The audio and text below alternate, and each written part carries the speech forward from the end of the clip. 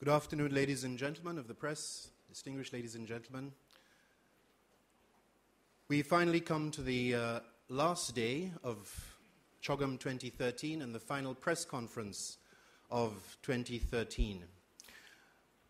As usual, what I would like to do is start by introducing the dignitaries that are with us today. This is a press conference dedicated to the outcomes of CHOGM 2013. Where our world leaders, our Commonwealth heads, have gathered over the last few days to discuss issues of common interest, mutual concern to all members of the Commonwealth. With us today, once again, is His Excellency the President of Sri Lanka, Mahinda Rajapaksa. His Excellency is accompanied by His Excellency Denzil Douglas, Prime Minister of St. Kitts and Nevis, His Excellency Dato Sri Mohammed Najib, the Prime Minister of Malaysia, His Excellency Jacob Zuma, President of South Africa, His Excellency Donald Ramota, President of Guyana, and last but not least, Commonwealth Secretary General Kamalesh Sharma. Now, we've all experienced the wonderful hospitality of the Sri Lankan people and government over the last few days. This has been a very productive CHOGM where leaders have had discussions that have covered a wide range of issues, and we have touched on some of them in our previous press conferences. Small states debt, development. I won't preempt them. I will call on the President to make some introductory remarks now, after which the Secretary General will speak to the outcomes. After that, I will invite the other heads of government here at the table to share their perspectives, and then we'll throw it out to the audience and take some questions and observations. Your Excellency, please. Good afternoon, ladies and gentlemen. After three decades of celebration on a wide range of topics, we have come to the end of the 22nd Commonwealth Heads of Government meeting held in Colombo. As the host, I am happy with the outcomes we have reached at this CHOGM. I am also thankful to all heads of government, foreign ministers, senior officials, and others who participated and engaged in the fruitful discussions, making this meeting a success. Early today, the Commonwealth heads adopted the Colombo Communique based on the theme Growth with Equity, Inclusive Development, capturing a wide range of relevant topics, particularly in the context of the forthcoming development agenda. Issues covered in the communique include development, political values, global threats and challenges, and Commonwealth collaboration. In keeping with Commonwealth traditions, the communique is consensus document. The quoted statement on international trade and investment was also adopted. This statement holds particular significance in view of the 9th WTO ministerial meeting that will be held in Bali this December. The Commonwealth accounts for 1/5 of global trade, and its leaders have recognized the potential in enhancing intra-Commonwealth trade and investment to boost economic growth. The quoted statement also highlights the special requirements of small and vulnerable economies and least developed countries. A third outcome document the leaders adopted is the Colombo Declaration on Sustainable, Inclusive and Equitable Development, which contains the main idea of special CHOGM theme, Growth with Equity, Inclusive Development.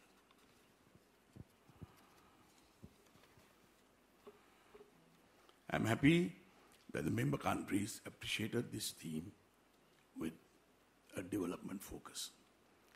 In the Colombo Declaration, heads agree that achieving growth with equity and inclusivity must be one of the main policy priorities for the Commonwealth. Heads also make references to the Millennium Development Goals while pledging to engage collectively to help shape the post-2015 development agenda. Recognizing the needs for the Commonwealth to have more focus on development issues, leaders have requested the Commonwealth Secretariat to convene and inform a discussion at the next meeting of Commonwealth Finance Ministers on the key economic and other factors affecting the member states' ability to meet development goals. As chair in office for the next 2 years, we would like to pursue initiatives that will assist member states in realizing their development priorities. We look forward to working closely with all member states in this endeavor. I wish to thank the members of the local and international media for providing coverage to all the events connected with CHOGM and keeping with general public informed. I also wish to express my deep appreciation to the outgoing Chair, Australia, for their ready assistance and multifaceted support extended to us on the run-up to CHOGM. Let me pay a special tribute to the Commonwealth Secretary-General, Kamalesh Sharma, and his dedicated staff at the Secretariat for their unstinted support and guidance that has enormously helped to organize an event of this magnitude. And last but not least, I wish to thank the people of Sri Lanka from all walks of life, in particular school children, without whose dedication and hard work the Colombo CHOGM would not have been the success it was. Thank you. Thank you, Mr. President. May I ask that you switch your phones to silent or switch them off, please, until the press conference is over. And now let me invite Commonwealth Secretary General Sharma to make his remarks. Thank you very much. Let me very briefly advise you of the outcome of this meeting. There are four statements which have been issued. The CHOGM Communique itself, the Colombo Declaration on inclusive development, the Kotter Statement on international trade and investment, and the Magampura Declaration on commitment to young people.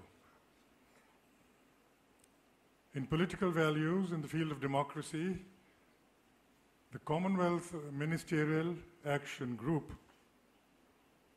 has now been composed afresh for the next 2 years. In human rights, on freedom of expression, a review of Commonwealth Media Development Fund to examine how it can be renewed in its purpose to build the capacity of a free and responsible media. On women and girl child, the Commonwealth will continue to address issue of child, early and forced marriage, giving due consideration to the domestic legislation of member states and relevant international law. On economic development, on the post-2015 Millennium Development Goals development agenda, before the agreement on the new framework, a Commonwealth high-level ministerial group will work constructively to deliver an ambitious and balanced agreement in 2015 and feed it into the process which is underway. After agreement on framework, there will be collective Commonwealth collaboration to support member states in advancing in the practical implementation of these goals using also the various Commonwealth ministerial meetings, such as the ministerial meeting on ministers of finance. In the field of trade, a trade finance facility or an export finance facility for those countries currently unable to access such financial resources because either because of scarcity of money, the expense of money, absence of cover such as insurance or counter guarantee, to be worked out by a coalition of member states. On Commonwealth collaboration, there is a COM partnership initiative. It will be a contemporary platform to unlock potential for bilateral country-to-country cooperation and creation of collaboration between member states with online resource hosted on Commonwealth Secretariat's web-based platform, Commonwealth Connects, to take advantage of the enormous collaborative capacities that have arisen within member states in recent years.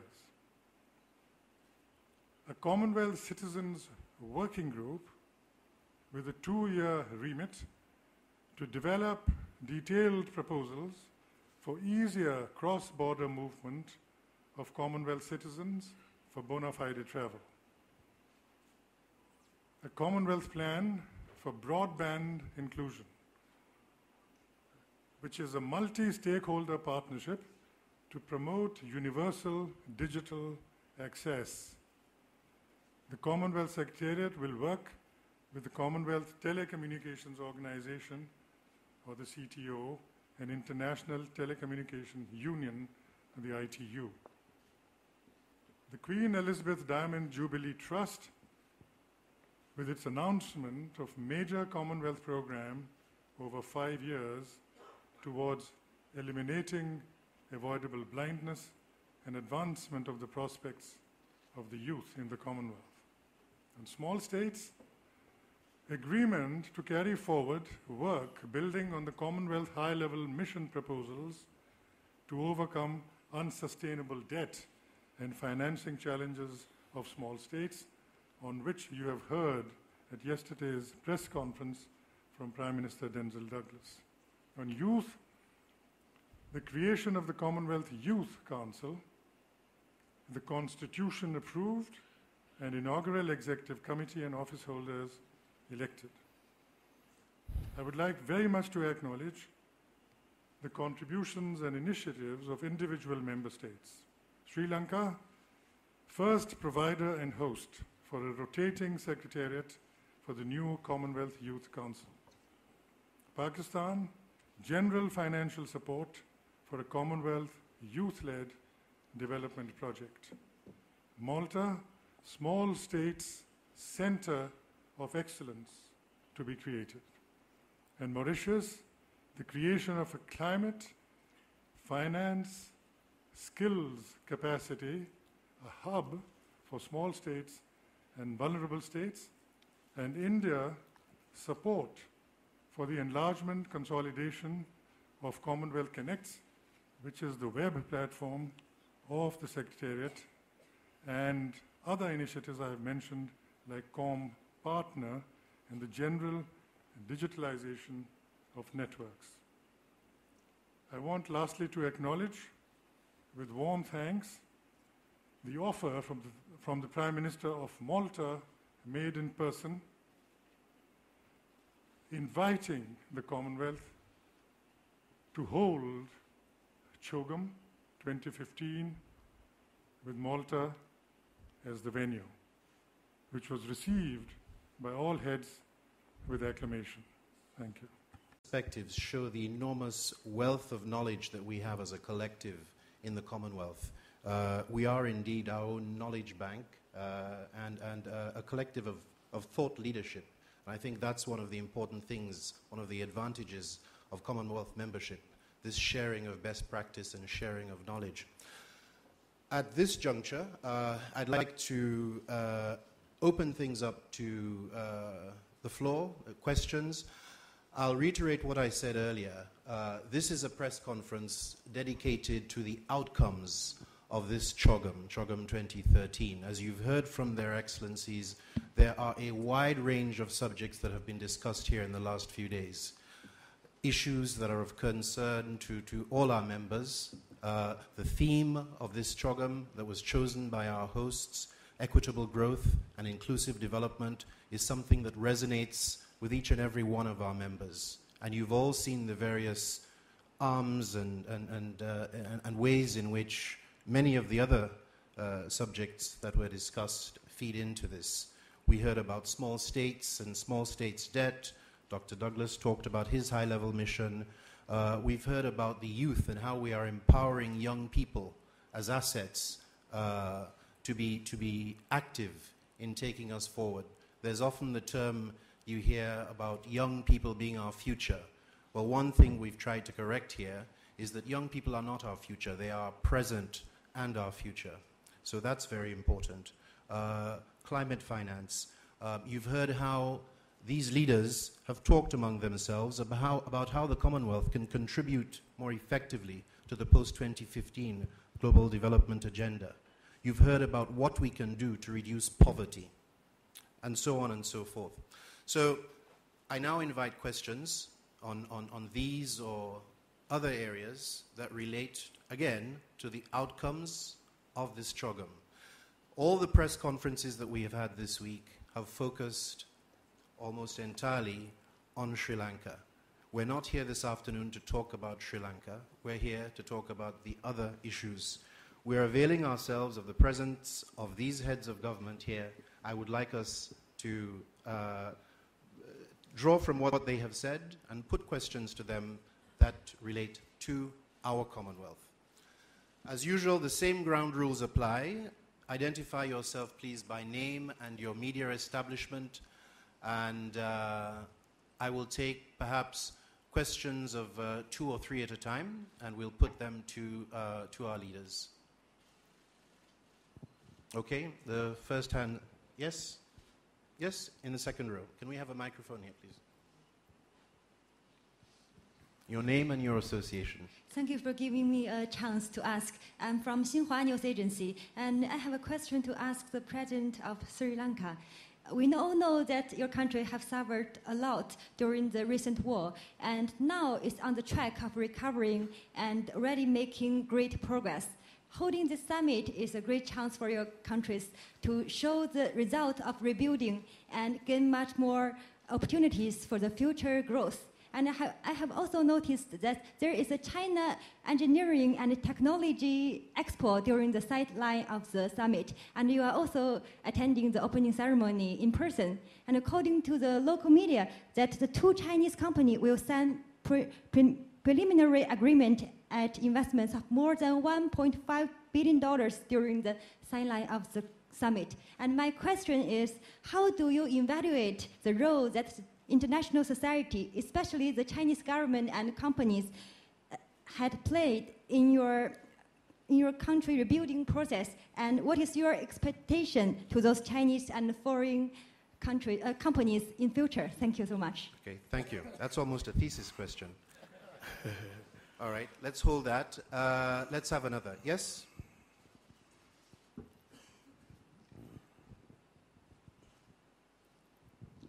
A very good afternoon to you, Mr. President, and those in the head table. Thank you very much, Richard, for the opportunity. I have 2 questions, one from the Secretary General and also from the President of Sri Lanka. Mr. Sharma, you are the Secretary General of the Commonwealth. The 53 nations are under you at the moment. Tell us, enlighten us about the reasons behind those attending the Commonwealth, because we know that there were 2 reasons to attend the Commonwealth by some countries, that is to attend CHOGM and also to assess Sri Lanka's human rights situation. Reference to Britain. Britain arrived in Sri Lanka to attend the CHOGM. The British Prime Minister was in attendance at the opening ceremony of CHOGM. However, he did not attend the executive sessions but flew to Jaffna. In your opinion, how do you view this? Does this in any way affect or reflect the Commonwealth values and principles? Mr. President, this is for you. The other question, do you take, or your government take seriously, international concerns into Sri Lanka's human rights situation? Thank you. I think Mr. President has addressed that question exhaustively over the last few days. It's been asked again and again in different ways, and Mr. President has given generously of his time, to answer that question. So I reiterate what I said earlier. We are not focusing on issues which we have covered extensively in the last few days, okay?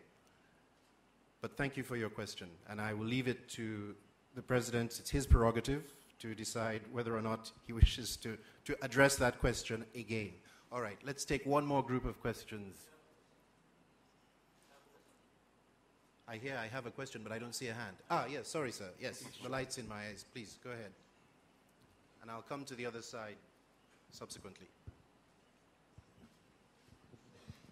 My question is to the Secretary General of the Commonwealth Secretariat, Mr. Kamlesh Sharma. The first aspect of my question is it's not about climate change. It's not climatic, but I maybe try to pass it as climactic. The first aspect of the question is about, unfortunately, I had to say reluctantly, that I'm compelled to raise the issue about our gregarious, but shall I say, sinister MC here. That is Mr. Richard Uku, the Commonwealth spokesperson. The reason being that for the last 3 days at the press conferences, we Sri Lankan media persons have had our hands up consistently, all the time. And each time, consistently, he passed us up. And we made a formal complaint to the Commonwealth Secretariat. And I dare say, Mr. Uku, that you conducted an orchestrated campaign to ensure that Sri Lankan media personnel were prevented from asking questions. Sir, we're not going to take up time with that. You have spoken to me bilaterally. We're here to speak with these... You give me a chance. You give me a chance. You give me a chance. You have to give me a chance. You have spoken all the time, and this is my chance. Right. And... make it short, I think. Right. Your question. Right. Do wrap up, please. Do wrap up, or Right. I will have to ask the microphone That's to be the taken first away aspect from of my question. But the second aspect of my question is to you again, Mr. Kamlesh Sharma, which is about Mr. David Cameron, the British Prime Minister. Now, Mr. David Cameron was here, and then he went to Jaffna. In my understanding, he has not participated significantly in any of the deliberations at CHOGM 2013. Now, I put it to you, the Commonwealth membership may be beholden to Mr. Cameron because he is the chief contributor. But even so, can he indulge in petty politicking? And isn't this against Commonwealth core values? And thirdly, Mr. David Cameron also has neglected to mention the fact that he's entertaining LTT operatives such as Adelaide Balasingham, and he has not taken any measures to prosecute them. And he has not spoken about 13 people who were injured in Britishers who were injured in an attack on a Sri Lankan Airlines flight. 2 died. He has nothing to say about them. He has not released the Chilcot report. The egregious human rights violations dealt by the Chilcot report make Sir, I the ask Sri you to Lankan violations please wrap up, pay. please. Why do you want to pay all these? Sri Lankan human rights violations pale by comparison? So my question to you is, isn't this a violation of core Commonwealth values that Mr. Cameron is able to do this and to come back and have the audacity to say, to give ultimatum to our president? Thank you. Thank you. I think we'll take those questions and have our leaders speak to them. And after that, I'll come back to this side of the room in a non-sinister way. First of all, thank you very much for addressing some questions to the Secretary General. I've been waiting for some questions for a long time. It's a relief to me, and it's also a relief to the Honorable President, I'm sure. The heart of the Commonwealth beats strongest at CHOGM. This is why our delegations and our leaders convene in a spirit of mutual support and common purpose here. In the recital of the outcomes which I had given you earlier, it would become amply clear that even if you did bullet points of the outcomes of the meeting, you still had to take some time. This is the genius of the Commonwealth, which is always on display.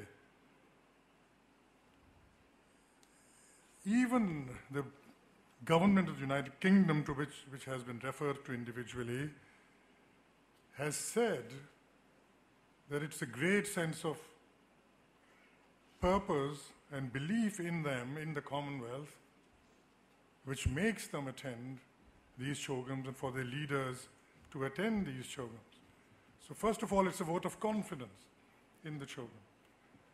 As for their visiting other parts of this country, they've simply availed themselves of an open invitation which had been extended by the leadership of this country to say, please come and to CHOGM, and if you wish to visit any other part of the country, there is an open policy for you to visit them, and you're welcome to do so. The two are hardly mutually exclusive. And it is not true that the Prime Minister of the United Kingdom came here and completely ignored and neglected the CHOGM. It's not true at all, because he participated for the duration he was here in full measure at the meeting. So thank you very much for those questions. And I want to assure you that the Commonwealth works at two levels. It's a very visionary organization. It looks further than most others. As the Prime Minister of Malaysia just told you, climate change as a global threat was first announced to the world in a Commonwealth meeting. The dependency of development on the debt question, the HIPIC initiative, was done at a Commonwealth meeting. The conventions you need to regulate, if you can't stop migration of skills from the south to the north, from the south to the north, whether in the field of health or education, came from the Commonwealth. The idea of resilience as an index in the Bretton Woods Institution and vulnerability. There's so many of these aspects of a visionary Commonwealth, but it's a Commonwealth with always a toolbox in its hand. As you would have seen, it's a unique organization which combines an ability to look far and also to look closely at what needs to be done. Thank you. Thank you, Secretary General. I now invite His Excellency Denzil Douglas, Prime Minister of St. Kitts and Nevis, to offer us some perspectives. Thank you, Mr. Chairman. Let me express, on behalf of my colleague heads of government of the Commonwealth, the support that has been provided to the recommendations that came out from the high-level mission, which I had the opportunity to lead in October of this year, when we interacted with the heads of the international financial institutions in Washington, D.C., mainly to address some critical issues that are being faced by small states. We recognize that if we are really to advance small states to the point where they can realize the aspirations of the theme that was being used in this particular CHOGM, that is growth with equity and inclusive development, some new ideas had to be brought to the point of discussion so that these small states would be assisted. We had brought to the attention of the heads of the IFIs 4 important proposals which we believed would be able to address 2 critical issues. One, the very high debt situation that was affecting growth and development in small states. And secondly, how are we to realize appropriate financing for development for these small states?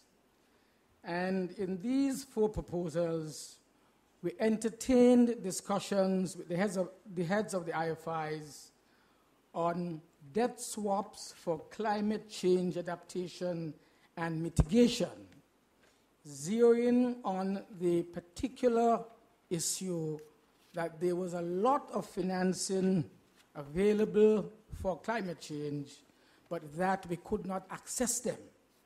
And if the IFIs were able to assist us to access these funds, then we would be able to swap these for high debts in our various territories, and this would assist our situation.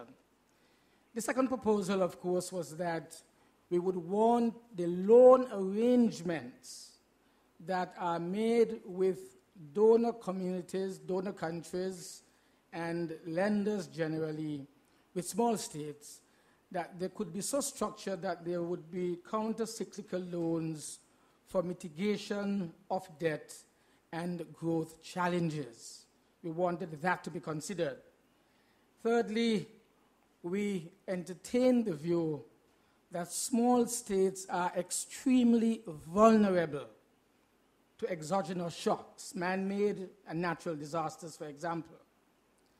And as long as the vulnerability index of these countries, of small states, was high, and it was not being considered with regard to their access to concessionary financing, then we would really not be able to achieve growth with equity and inclusive development, which we have set as our own agenda and the thematic presentation for this particular CHOGM. And so we were asking the IFIs to consider the vulnerability index as one of the criterion that would be considered in the unlocking of financing, which we could not access because most of us in small states are high-income countries and middle-income countries. We've been graduated out of concessionary financing, and so we are just not able to move forward. The fourth consideration proposal was really assisting us in building resilience as a policy condition for IFI lending. Now, these proposals were discussed with the heads of the IFIs. We reported back to the heads of government over the last 2 days on the outcome of these discussions and sought the endorsement of the heads of government in this CHOGM as to recommendations in moving forward. And what the heads of governments did today eventually was fully endorse the recommendations from the high-level mission. That is, they endorsed a 2013 to 2015 work program that would take forward the high-level initiatives which I have just described.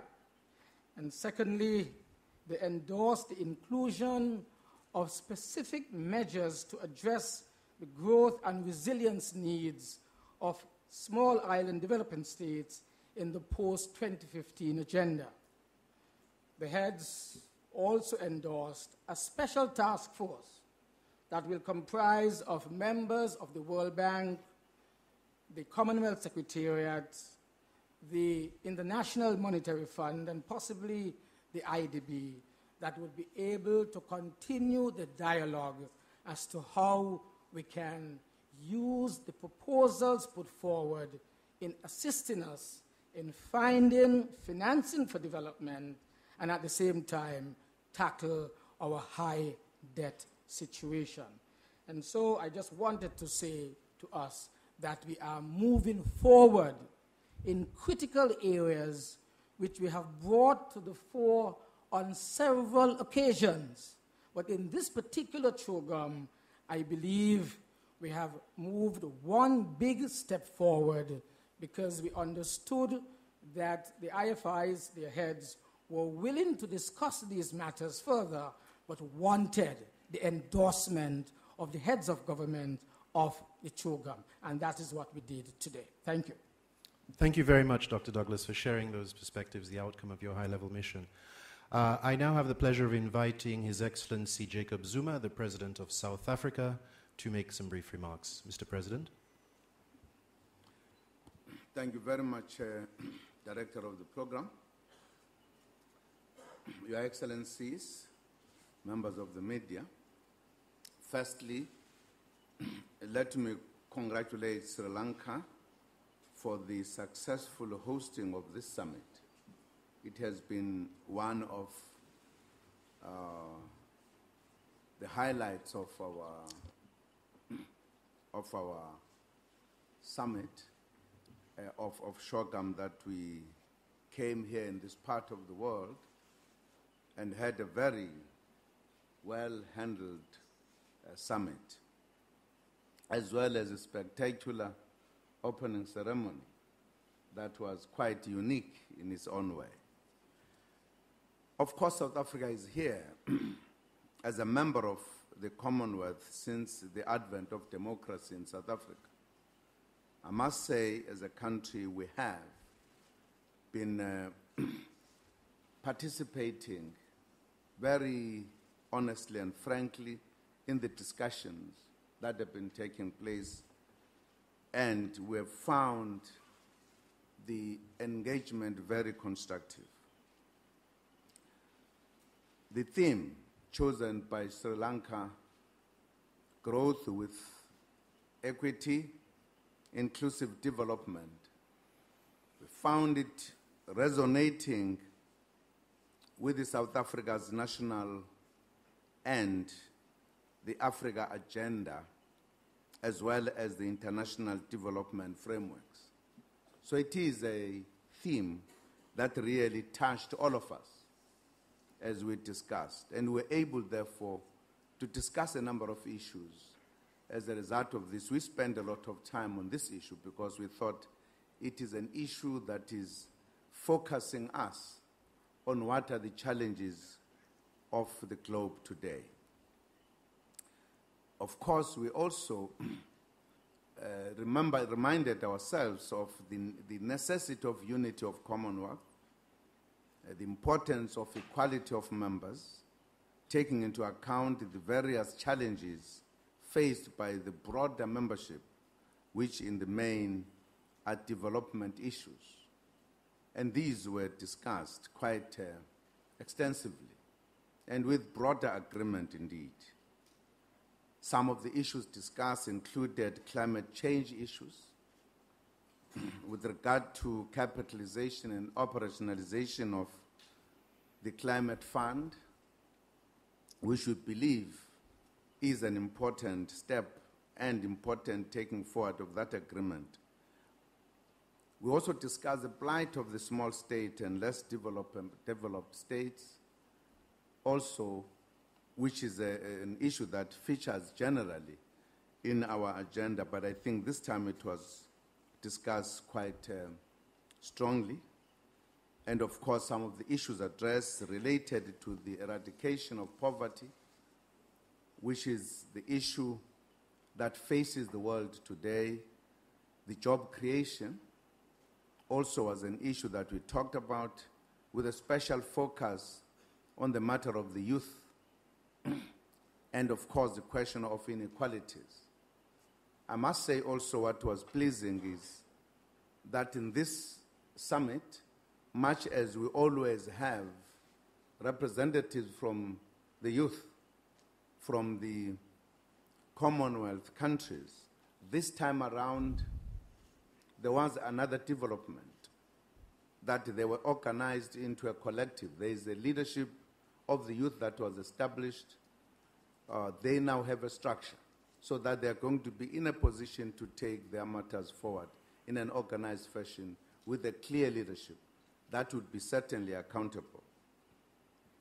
All of these challenges that we have just touched upon and my colleagues have touched upon find expression in the current process of the implementation of the MDGs and the process beyond 2015 agenda. How do we shape this? This, I must say, occupied the minds of the summit a great deal. We discussed this very seriously as to what will happen after 2015 when the deadline for the MDGs would have arrived. For us to begin to talk about them now, I think it was absolutely important because we believe that this huge organization that represents about 20 billion of the population of the world, for them to discuss this matter, seeing the challenges, was absolutely important. It is therefore important that the agenda of the Commonwealth be responsive to these challenges so as to provide opportunities for all members of society. And we did that with this understanding and allow the fair and just distribution of economic benefits. I think it was clear from our observation that we are moving very closely to a situation where the sensitivity to the feelings and the interests of all members are being handled very equitably within the summit itself. So those are some of the issues we were able to tackle in this one. We feel absolutely happy as we close in this beautiful Sri Lanka. Thank you very much. I now call on His Excellency Dato Seri Mohammed Najib, the Prime Minister of Malaysia, to make his remarks. Mr. Prime Minister. Thank you very much. First of all, I'd like to echo my support to the sentiments expressed by the leaders here and in the meeting about how well Sri Lanka has done as host CHOGM 2013, and I've said that in my remarks during the executive session. My take, or Malaysia's take, in terms of the outcome of CHOGM 2013 falls into four broad areas. First of all, I sense that there is a reaffirmation of the spirit and ideals of the Commonwealth, not only in terms of the uniqueness of this collection of countries and nations based on our shared history, but the core values of the Commonwealth, namely democracy, rule of law, human rights, and also the desire that whilst we move forward and recognize the fact that we're different, but we should not be divided. And the fact that we're different, but we should not be divided. I think I have a sense that there is that spirit and willingness of wanting to stay together as a unique collection of nations.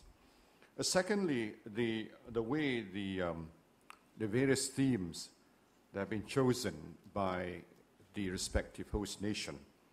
And this year, as we all know, Sri Lanka has chosen a most appropriate and apt theme, which is growth with equity, inclusive development.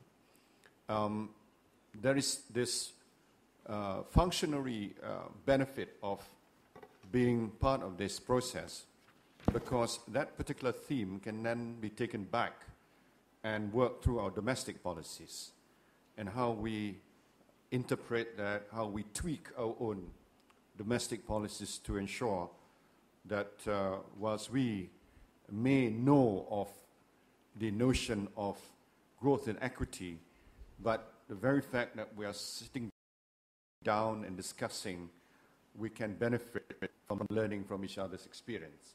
So how the Commonwealth plays into our own domestic policies is, I think, a great benefit to being part of this Commonwealth family of nations. Thirdly, there is this inherent desire amongst Commonwealth countries and leaders that our discussion at the Commonwealth, at CHOGM in particular, should be a precursor to taking that position, that stance, to various forums that can actually make the decisive decisions. For example, the forthcoming ministerial meeting in Bali on the world trade issues, the forthcoming COP19. And these are very, very important forums in which we have the benefit of discussing such issues, and for that, for our leaders, when they appear at such forum, to be able to bring forth and put across the views of the Commonwealth. So that's the third benefit. And the fourth, the fact that very few people realize that the Commonwealth is actually a thought leader. There are many, many issues that were not in the fore to begin with, but they were actually, the genesis of it was at the Commonwealth meeting. For example, the whole notion of sustainable development was the theme, or rather the conclusion, at the Langkawi CHOGM in 1989, in which Malaysia was host. So we, the Commonwealth nation, can take pride in the fact that the whole concept of sustainable development was first thought of at Langkawi, and as well as the indebtedness of small states at subsequent CHOGM. So I see these four very distinct value of being part of the Commonwealth, and of course wanting the Commonwealth to play its part in shaping the future direction and destiny of our planet, particularly in the context of the post-2015 Millennium Development Goals. Thank you. Thank you, Your Excellency. And now, last but by no means least, Mr. President, I turn to my immediate left and invite the President of Guyana, His Excellency Donald Ramota, to make his brief remarks. Mr. President. Thank you very much. Ladies and gentlemen of the press, it is indeed a great honor and privilege to be here with you, this being my first CHOGM meeting. Just to note the diversity and the unity of the Commonwealth that makes it a very important organization in lending its weight towards the resolution of many important global issues that confront mankind in our day. And for that reason, I endorse my colleagues' remarks on the theme that we met under at this time, because in a way, I would say that poverty and inequality are probably at the root of many of the issues that we face today. And the fact that this theme suggested by Sri Lanka was able to focus us on some of the root causes of the problems in our world today. Just some of the startling figures that you look at, where 1% of the world's population control some 40% of its wealth, then you see that if something is not done about that, and that recognize that issue, then we will see more and more social conflicts, both within and probably even between nations. So the issue and the topics were very well chosen, and the discussions were also very important. Apart from that, the other issue that is of major importance that the Commonwealth can play and is playing a big and important role is the whole question of climate change. As has been noted already, the science has proven that a lot of the changes in the climate over the recent period has to do with our own activity.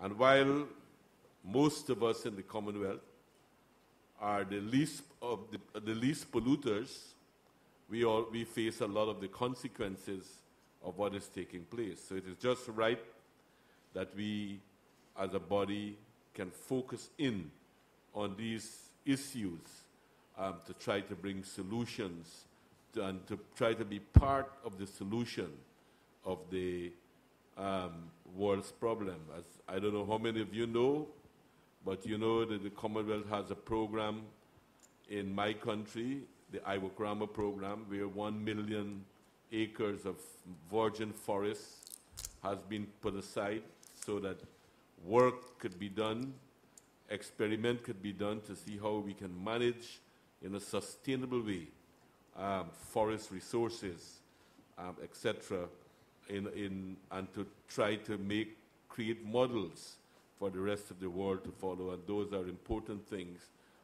Be a big contribution that the Commonwealth has made and can make in the future in trying to be part of the solution of many of the problems that exist. So all in all, I think it was a good experience. The fact that the Commonwealth is so diverse, but yet we share a lot of our history.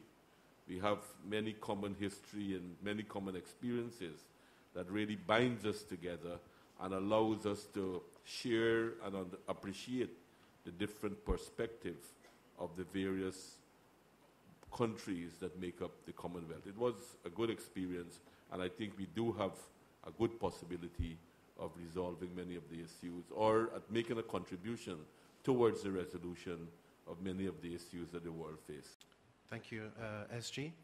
There was the question about China and investment and how one can evaluate the role of international... I welcome all, whether it's China or any other country, to come and invest in Sri Lanka. We welcome that. So we appreciate.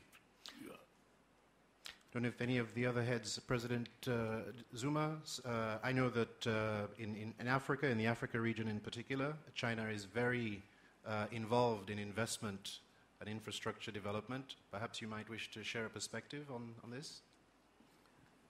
Well, thank you very much.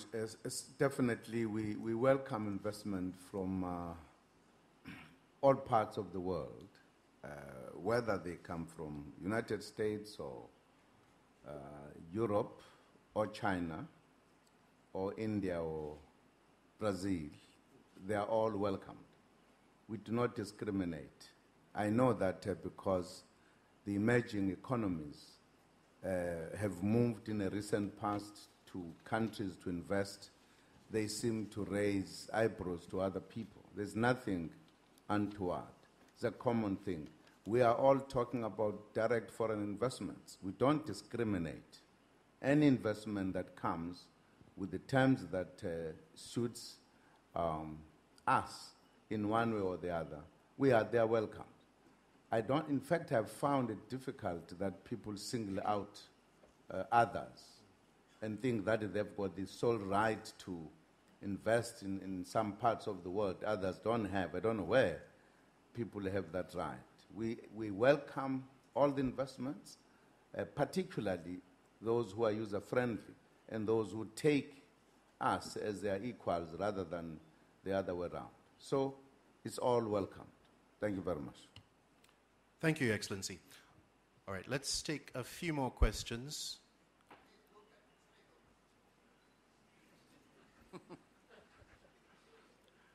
No, I'm being very careful. I'm looking beyond the glare of the lights to make sure I don't miss any hands. I've been called many things, but sinister hasn't been one of them. Okay, let me come to you, sir. No, the gentleman in front of you. And I please. Good afternoon. With due respect, no speeches, just your question, please. Their Excellencies are pressed for time. There are programs immediately after this, so we don't want to keep them here longer than we need to. So please, just ask your question. I'm Vajra, representing Livetate Swarnavahini, Sri Lanka. My question goes to Mr. Kamalesh Sharma, Commonwealth SG.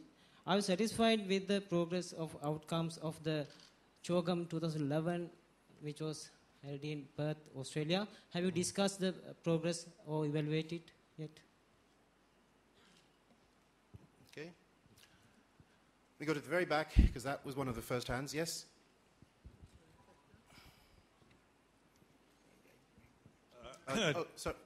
Sorry, James. I'm sorry. Yeah, it was the gentleman behind you. Hello, good afternoon. Frank Daniel from Reuters. One of the topics of discussion yesterday in the press conference was about the time it takes for different countries within the Commonwealth and beyond to finish reports on human rights and reconciliation. I would like to ask President Rajapaksa, you said yesterday that 4.5 years wasn't enough time, you needed some more. I'm interested how much time, when you think your reports will be ready, and how long you need for political reconciliation?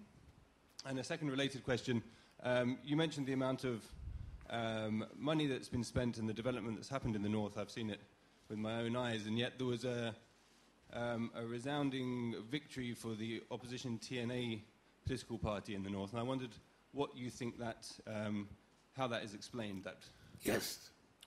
Okay, I see that I'm being consistently ignored when I call for questions about CHOGM, but, well, that's all right. Yes, you, sir.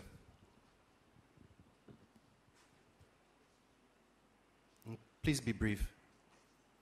With I am K.T. Rajasingam, editor Asian. I don't think your mic is on. I don't know. Green light? Yes, go ahead. Yes. I am K.T. Rajasingam, editor Asian Tribune. I have two questions. Which media establishment do you represent? Asian Tribune, I have two. Asia Tribune. Yes. Okay. In the inception, I wanted to endorse the views. No, I don't. No endorsements, no long speeches. Just your question. No, please. just leave me. Give me a chance. Endorse the views expressed by Mr. Bandaranayake about user, and then I will come. I have two questions. One is to the Secretary General, Mr. Kamlesh Sharma, Honorable Excellency Kamlesh Sharma, as well as to our South African President, Excellency Zuma. Mr. Zuma. Yes. About South Africa, I wanted to ask, you are very kind enough to organize some talks between the government of Sri Lanka as well as the TNA people. I wanted to know how far it has gone, number one. Number two, about Excellency Kamlesh Sharma, I wanted to ask you that already Mr. Cameron has given us notice that he is going to have us in the Human Rights Conference in Geneva in March. If he is going to come up with some resolution, is it possible for the Commonwealth to come up and defend Sri Lanka against Mr. Cameron? That's all. Thank you. All right. Let's... Yes, firstly, the question about Perth. Australia was very ambitious, CHOGM, because there's a group constituted by me called an eminent persons group in EPG, had 107 recommendations. But we've managed to go through all of them. All of them, without fail, have been implemented. This required a great deal of effort, both institutionally inside the Secretariat, to create a new strategic plan, a results-based management format, and then to redo and recast our work plans in a way that makes it much more contemporary, effective, and impactful, and measurable. And we've done it. And there were many bodies to be constituted, whether on debt or climate and the others. Mind you, EPG and the Secretariat worked very closely together. So the ideas that came out from the EPG were really joint ideas, and that has all been discharged. And I must say I'm very impressed by the colleagues that work with me in the Secretariat to enable this. As for your human rights question, the orientation of the Commonwealth is a very simple one. We work together with member states for the advancement and adherence to our shared values.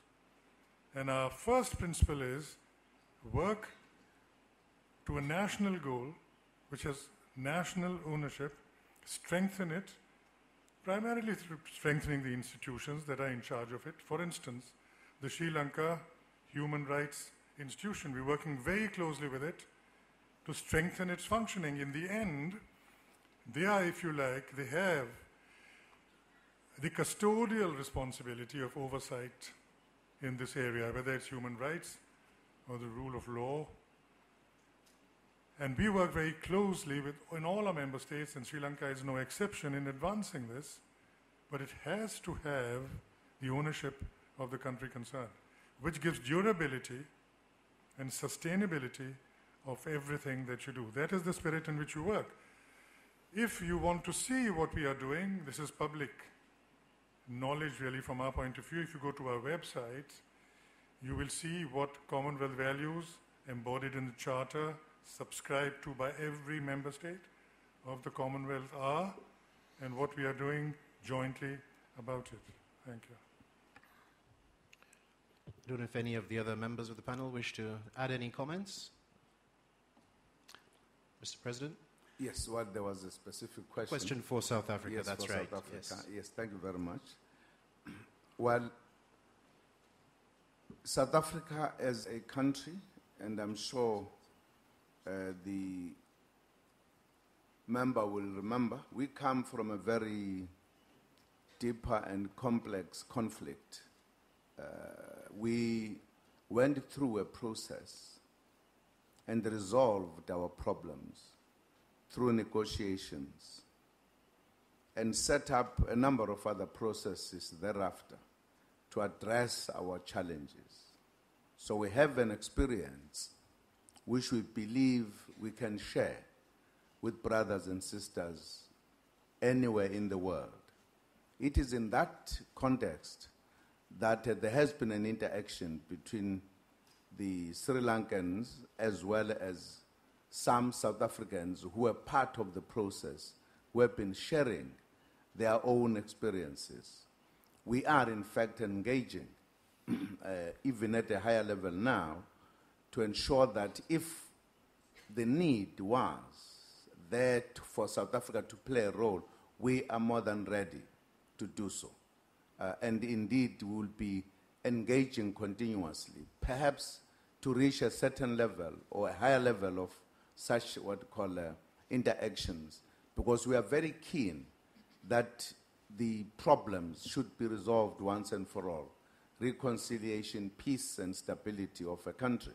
So we have some experience to offer, and we have found Sri Lankans to be ready really to engage, and we are very happy with that, and we'll be ready to do anything we can to be part of some assistance. Thank you very much. Thank you, Mr. President. Again, this ties into the ideal... Not only as the president, even when I was the leader of the opposition, at that time I have already contacted them and had discussions with them, with the South African model. Not recently, when I was in the opposition. And to you, Ms., any country will be very sensitive to references made to any particular country, and even Sri Lanka is sensitive. Whether it is human rights or any other thing. That you must remember that we also have a system. We have a legal system that is old as how many years? You know it. So we have a constitution. We have to oblige, and we have to respect our constitution. So we will be doing it. The time, we have already started this. The process had already started. So it will take time. This is what I said. This is not a thing that you can start today and finish it tomorrow. The conflict was there, the war was going on for 30 years. So we have to slowly build this. Get the people to be. I mean, we have to change the minds and thinking of the people. Not only in North, but in South too, and the East. Whether it is Muslims who had been displaced, the Sinhalese who had been displaced, and the Tamils. They are all my people, my citizens. I have to look after them. So it is my responsibility to have a. So I will do it. But you can't say tomorrow, do it within 1 week or 3 months or 4 months. That's very unfair. So this was, everyone is very sensitive, and we respect values of the Commonwealth. We are members of the Commonwealth. Whether it is human rights, democracy, That's why I had elections. I had the presidential election, I had the local government election in North and East, and Provincial Council elections. So we are very happy that they have got that two-third majority. Naturally. But I said that before the elections, that I congratulate them, saying that you will get two-third majority. But you will have to look after the other minorities. The Muslims are minority. The Sinhalese are minority. They have been displaced. So they have to look after not only the Tamils, they have the responsibility to look after the minorities of that, in that province. It's up to all of them. It is the responsibility not only to the president, responsibility to all the stakeholders. Whether it's parliament, we have appointed a committee, select committee in parliament. So they have, in parliament, all these parties are represented. We have 17 political parties and 17 leaders in parliament. Some are ministers, some are opposition leaders, some are the opposition. So they must get together and give me a solution. I have to tell them the parliament is more important than one person taking decisions and say, you do it. We can't do that. I don't want to do it. I don't want to direct anybody. But let the people, representatives in parliament, get together and tell me what to do. That is democracy. This is what I say. So I am ready to accept it. I am ready to. The process has already started. It is going on. That's why we have a dialogue. We have sent our teams to South Africa to find out how we can do these things, get their experiences. This is not something that you can do it overnight. So you must respect our views also, without trying to put us into that corner. So please, be fair. This is the only thing that I ask from you all, especially from foreign media. Help us. You all can help us, not to get the people divided, the community to be divided. We have suffered. We have suffered for 30 years.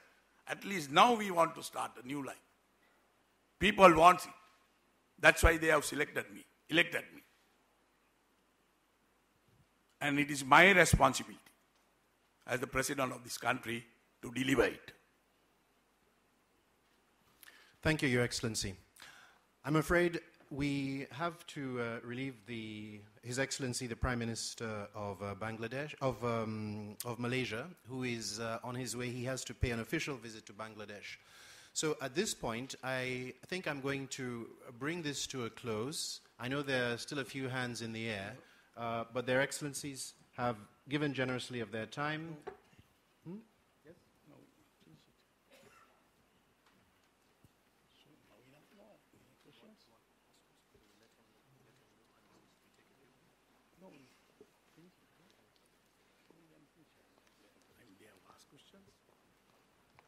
Yes, so I am going to draw this to a close now. This is not the last opportunity you have to put questions to us or to members of the group. There is a communique, a final communique that pulls together results, all the outcomes of these deliberations in the last few days, and that will be made available. It will be on the Commonwealth website, and copies will be distributed in the media room. Once again, I'd like to extend a very sincere thanks to Their Excellencies for being here today, and especially to you, members of the media, for being so patient. I know I have not been able to call on you, but there's only so much time within an hour, which we've done already. So thank you again. I thank you for your indulgence and wish you all a very safe trip back to your respective destinations. Thank you.